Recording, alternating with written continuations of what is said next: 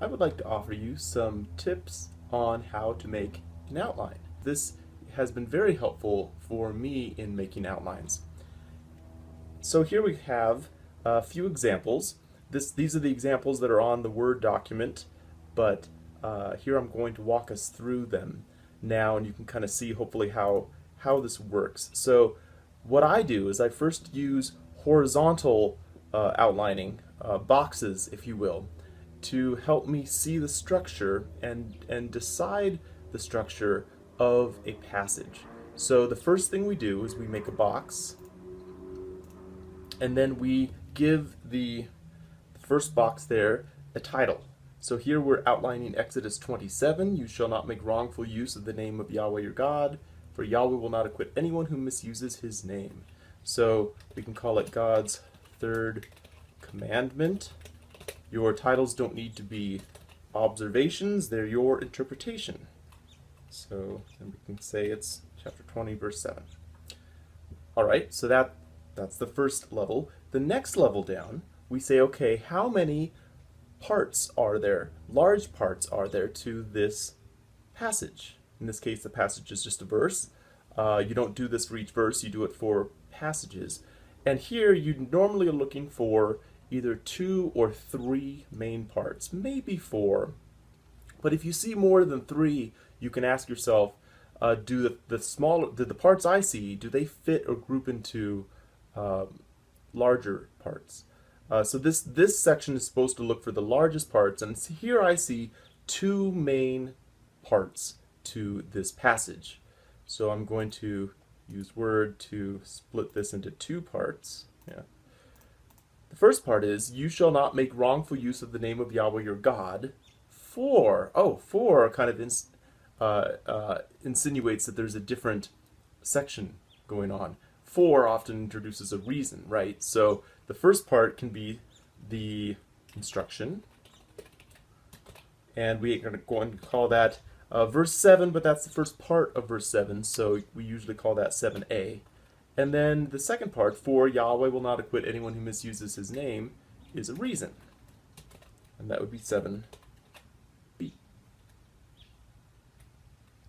And that's a simplistic way of looking at it. And typically what I do is I make the first box your Roman numeral.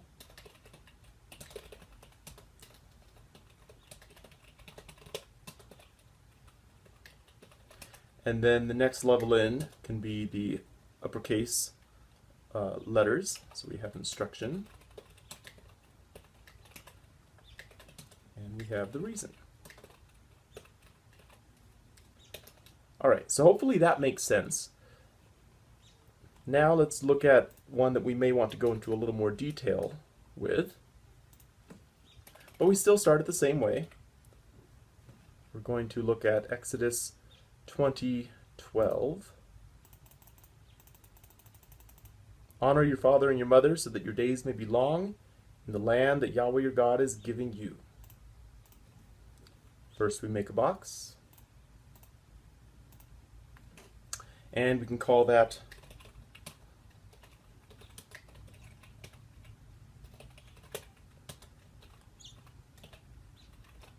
there we go. Next level in, we say how many parts are there? Honor your father and your mother so that, kind of suggests that starts a new section. That your days may be long in the land that Yahweh your God is giving you. Those are sections too, but in general, there are still 2 parts to this this Torah, this teaching. So we're going to break this down again into 2. And we still, like before, like verse 7, we have instruction here. And so the first part of verse 12, I'm going to call 12a. And then we have the reason. But then we see here there's honor your father and your mother, and that could either be 2 or 3 sections, right? So we're going to go down another level, and we'll say, okay, honor is an action, and your father and your mother, those are the recipients of the action. So I could either make 3 parts, have action, recipient 1, recipient 2, Or I could do action and then recipients together, and then I might break those down into recipient 1 and recipient 2. Yeah, let's go off the example a little bit that I had on the Word document. I'm going to make this into three parts. Every time I outline, I tend to see something a little differently, and you might experience that as well. And that's okay. So we have our action, we have recipient,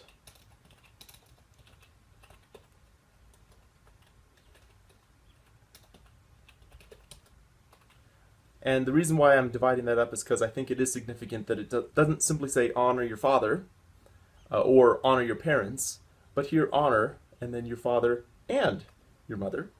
Now, here we have a decision to make, or not really a decision, but we just have to figure out what to label these smaller parts. So what we have here is it's already 12a, but how can we say really the first part of 12a? We could say 12a1, or in this case I'm going to say 12a. And then your father is the second part of 12a, so we'll call that 12a-b, or 12a2. And then the recipient 2, your mother, 12ac. So that your days may be long in the land that Yahweh your God is giving you, I see two parts. So that your days may be long is a result, but in the land that Yahweh your God is giving you is a location. So 12b-a, first part of 12b, and 12b-b. And so what this becomes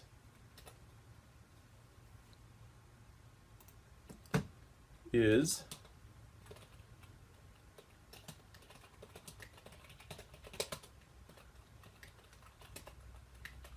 we have our instruction and we have our reason,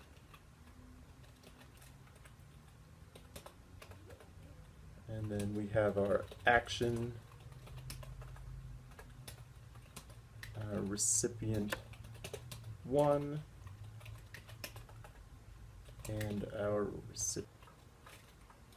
And then the reason here is the result, and then the location. And we can kind of there. So that's example number 2. Example number 3, we can go into, I already did that. Okay. We can go into more detail with this example.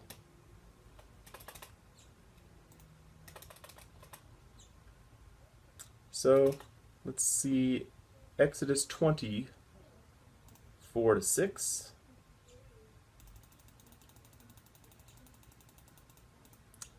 The word on making an idol, or rather not making an idol. First, we start out by making a box, and we can call this God's second commandment. And you notice here, it's still, it's all the passage. It's verses 4-6 here in this first box. The verse numbers are just there to help us point out which part of the passage we're discussing. The verses don't, and they should never guide your interpretation. Instead, so you might say, don't follow the verses. Sometimes a thought goes over more than one verse. The verses are there to help us point out what we're discussing after we've thought about the structure of the passage. So we have this, you shall not make for yourself an idol, whether in the form of anything that is in the heaven above, or on the earth beneath, or in the water under the earth.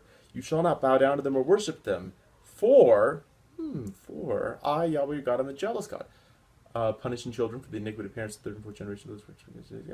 I see two parts. I see the instructions and I see the reasons. So structurally, this commandment is the same as the other commandments. God instructs something, oops, and then he gives them reasons. So we have our instruction.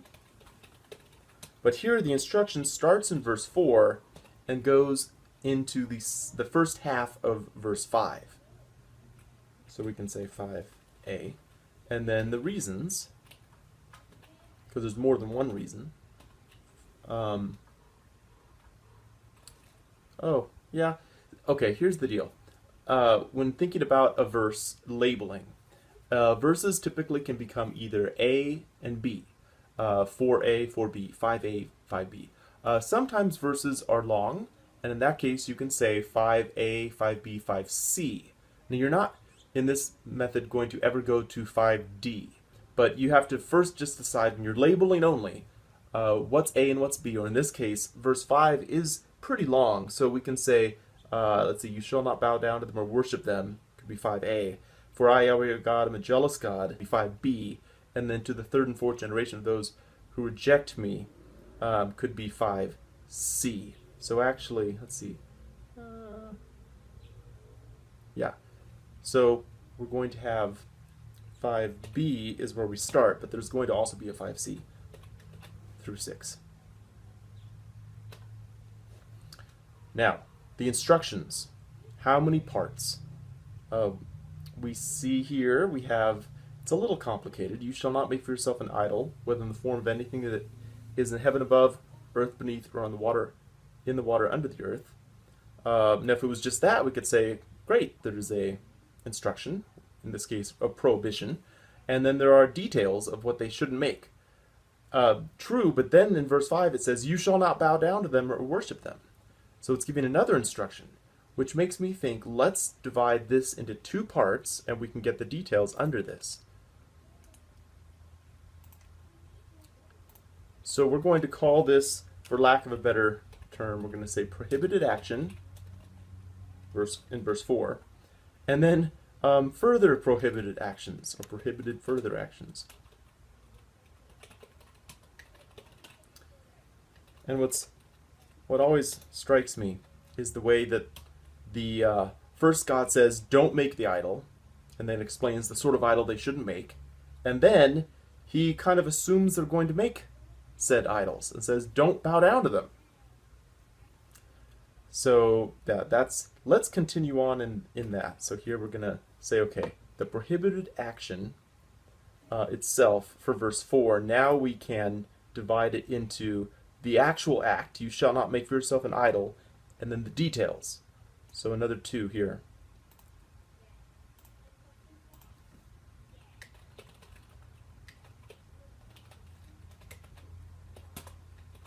So you shall not make for yourself an idol, and then the details. But those details, now I'm not going to divide up the action anymore, so I'm not going to give this another, I'm actually going to make this box go away. How about that? You can kind of, there. Now there are 3 details. The form of anything in the heaven above, or that is on the earth beneath, or the water under the earth, so we will make this into 3. And then really, oops, what I'm going to do is I'm going to change the text direction so it'll fit.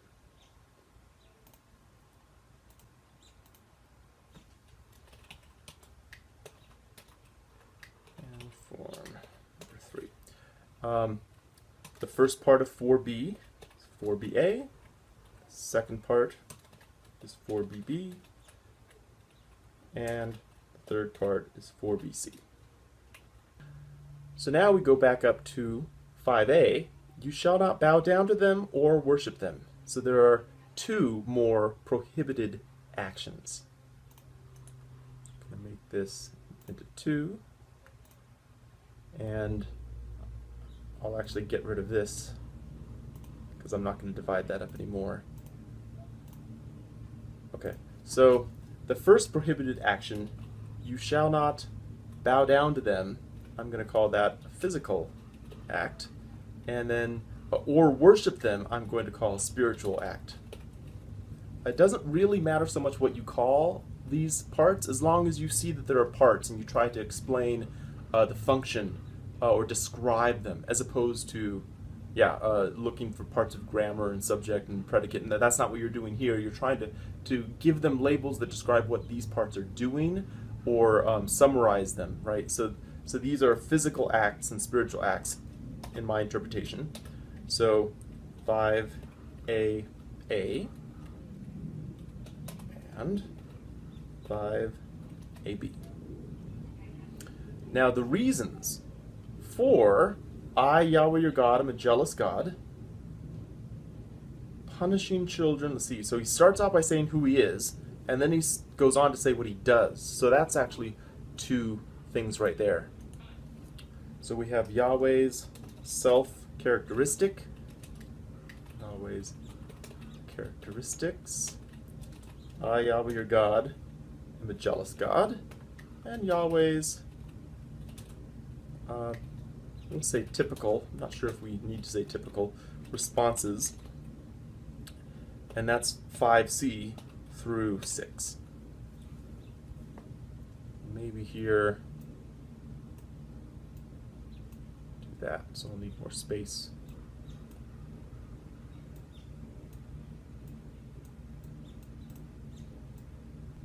Yahweh's typical responses, he starts out by talking about what he does negatively, his negative actions, and then his positive ones. So we're going to still have two. His negative response, punishing children for the iniquity of parents to the third and fourth generation of those who reject me. That's all 5C. But showing steadfast love, and so on.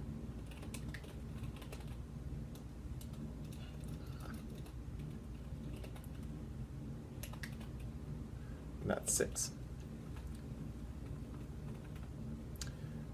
Now, how many parts to this negative response?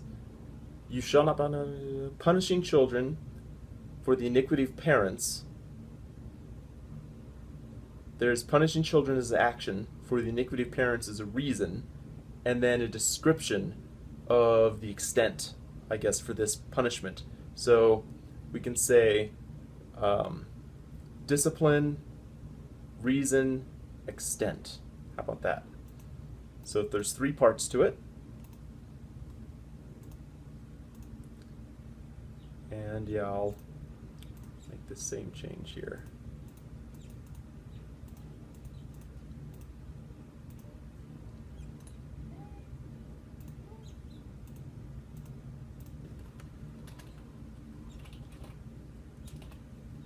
(5CA) reason, 5CB, and extent, 5CC.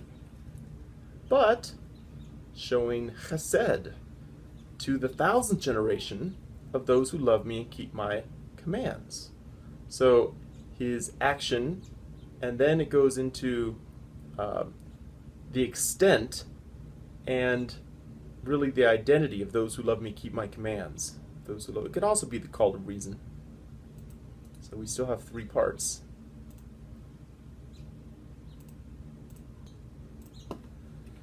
Okay, so we have our action. 6 is not a long verse.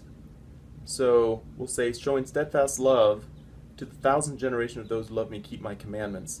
Showing steadfast love can be 6A. And then to the 1000th generation of those who love me and keep my commandments could be 6B, because it's not very long. So that's why we'll say extent, but we'll say 6BA for that first part of 6B. And then the identity or reason. Identity.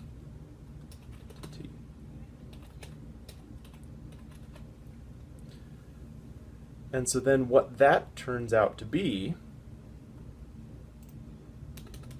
I'm not going to type it all out here. Instead, I will copy and paste. There we go. So that's basically how to make an outline. In this way, what doing it this way helps with is really there's two main rules that you have to follow when you outline. Rule one is you can't change the order of anything. You can't move things around. You need to try to describe what you see in the order that it appears in the passage. That's part of the purpose of making an outline, is to understand the structure of the passage. It's still going to be your interpretation of how those parts are working together, but you can't move anything around because you see that you can categorize all of the actions over here and all of the responses over here. No, you have to see how it's laid out. This typically works very well when a passage is trying to instruct in a straightforward way, such as Paul's letters when he's making an argument and it's logical, or also with much of Moses's Torah, where there are instructions and reasons and certain amount of space given to each part and that sort of thing. It is a little different when you try to outline a narrative. And so I do have an example here of a narrative, and I want to take a shot at this as well. When you're outlining a narrative, in this case Exodus 4, it's helpful because it's a short narrative. Let's go over here.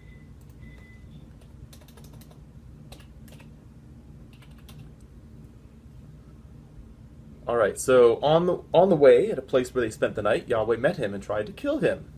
But Zipporah took a flint, cut off her son's foreskin, touched his feet with it, and said, "Truly you are a bridegroom of blood to me," so he let him alone. It was then she said, "A bridegroom of blood by circumcision." Yahweh said to Aaron, "Go into war." Oh, okay, so that's a very brief story. When you're outlining a story, something that's helpful, first we'll call it something. Let's see. Story about Moses, Zipporah, and circumcision. Okay. And we can... Okay. Generally, stories have three parts. So when you're outlining a narrative, you can feel free to utilize these three parts. And I will show you what they are. They're generally considered to be something we can call setting the scene, an introduction, and then the scene itself, and there may be many scenes if it's a longer narrative, and then there's the conclusion to the scene, or the final act. And so if we take that kind of a cookie cutter approach, but typically stories have a plot, right? And so the climax happens inside the scene, usually. We can see here we're going to need more space for the scene itself. So the setting the scene part would be on the way at a place where they spent the night, really. Because then suddenly Yahweh meets him and tries to kill him, and that is in the scene itself. So on the way at a place where they spent the night would be setting it up. That's all we're given.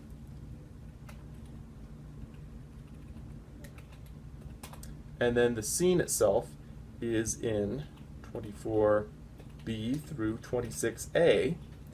And the conclusion, it ends with this statement, "It was then she said, a bridegroom of blood by circumcision." And we wouldn't normally think of that as a conclusion, but it is. It's the conclusion to this story. It's the last thing that's said. So we can say 26b. Yeah.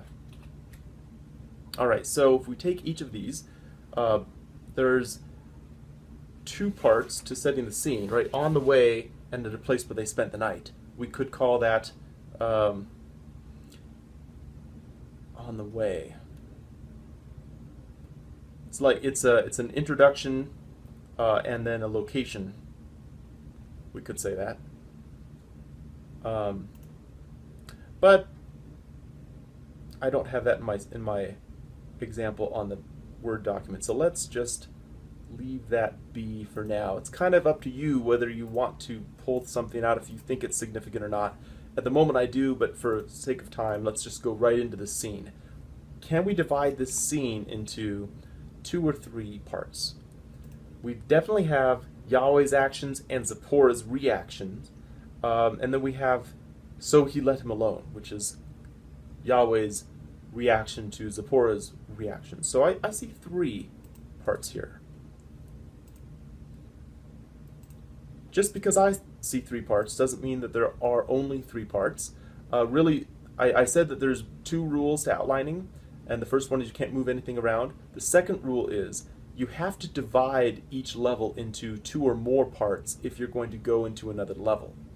So in terms of this, you can't go from a box to a box. It has to be going from a box to 2 or 3 or 4 boxes.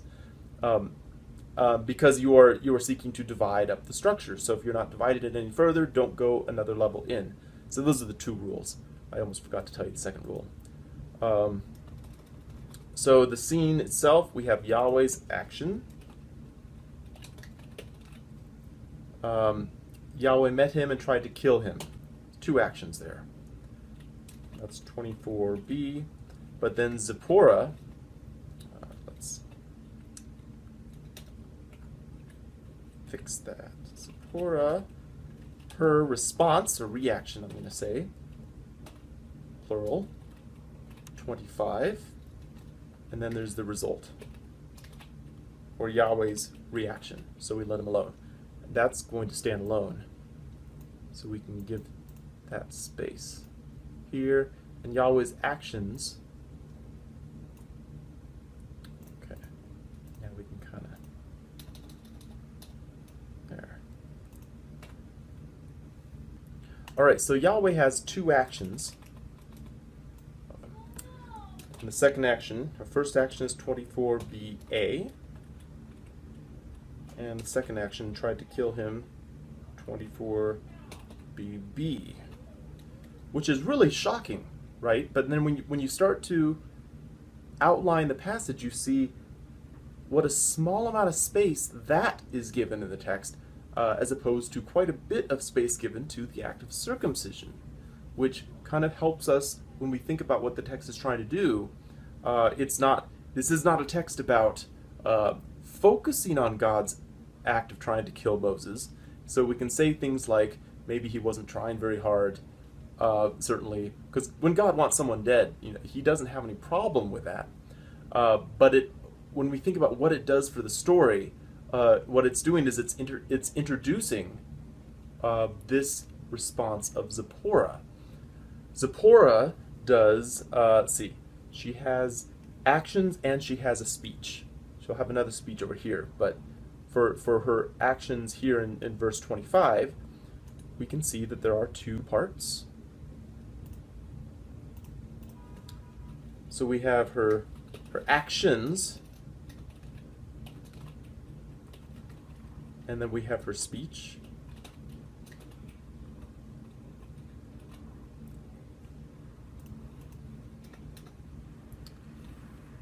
And then the result is going to stay the same. Let's drop this down here, get rid of these. Gets a little tedious doing it. It's easier to do this on a whiteboard. Oh, we still need that. So her actions, 25a. Zipporah took a flint, action 1, actually taking the flint. Cut off her son's foreskin, action 2. And then third action, touched Moses' feet with it. And then there the Hebrew says his, touched his feet with it. We're not sure actually whose feet, and said. And then the said's going to go into the speech. So give a little more space to that. So we see three actions.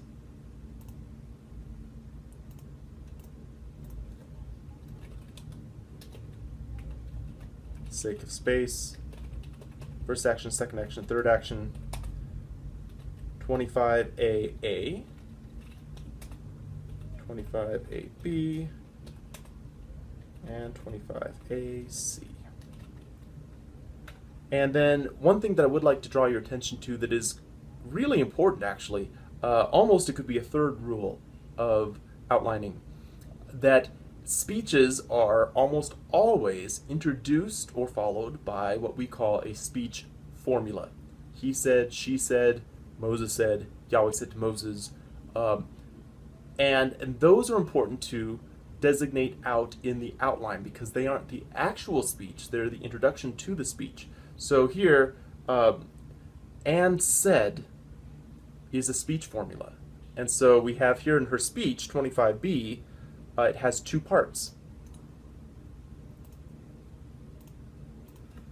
So the speech formula is 25ba, and then the speech, what we're going to say, the speech proper. So those are both technical terms that you can find useful in your outlining, formula and proper. If you want to say something after you've already used that term, I've already used speech.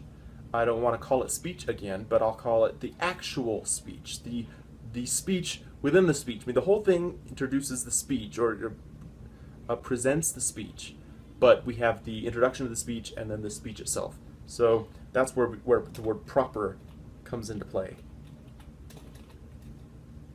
And then the result, he let him alone.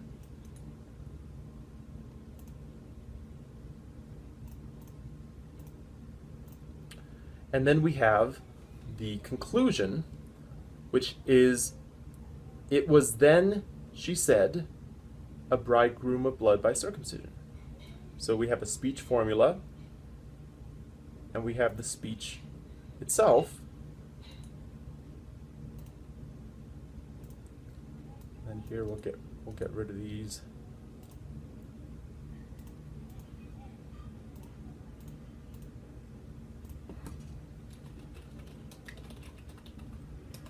Speech formula, it was then, she said, oops.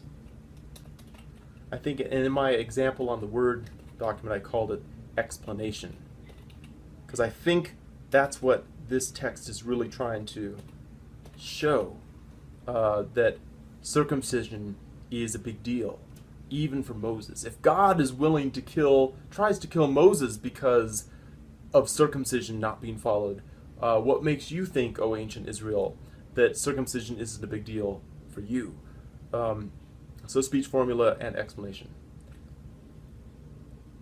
And then we can see, so that's what that looks like in the outline form. And really, when we're talking about an outline, this is what I'm talking about. I find in my classes that usually about 76 or 77% of students say that they find this sort of thing helpful. And most of them are probably telling the truth. So let's say 70% of my classes find that this is helpful. But not everybody does. The way I think, I like being able to visualize the whole passage and think about it in terms of continuous sections that are then broken down into other smaller sections. But some students, they want to just get right into doing this sort of a format, and that's fine. What I would like you to turn in for our assignments is this. This is the outline itself. However, if you struggled with this or tried this out, and you don't have to use Word, you can write it out on a blank sheet of paper and then just take a picture of it with your phone or whatnot. And I would like to see if you tried to do it this way, and that gives me a sense of if you put in that time and effort to try it, it doesn't hurt to let me see it. But in terms of grading the assignment, this is what I'm looking for. I'm looking for an outline. And then I would like to draw your attention to the helpful hints on outlining at the end of that Word document, and you can look through that yourself. It kind of gives you a metaphor of how we're dividing things up. When I said you can't move things around, you're looking for what's similar, but only what you can categorize similarities juxtaposed to each other. So you couldn't say, for instance, red things and orange things, because you would then move the order around. You would have to say red thing, orange thing, red thing, orange thing, if you wanted to use those designations. But you can say round things together and pointy things together. Or fruits and writing implements. Anyways, so you can look through that and also notice that this is the structure I'm expecting to see. Um, the first level being a Roman numeral. In this case, all of my examples I've always made it 1, and then A, etc., 1, etc., and all that. So this Microsoft Word is probably not set up to look like that, and so you can either reconfigure it or tell it to stop formatting. I mean, it's not a huge deal. If you use a different format, I'm not going to be upset. But this is the one that I usually use.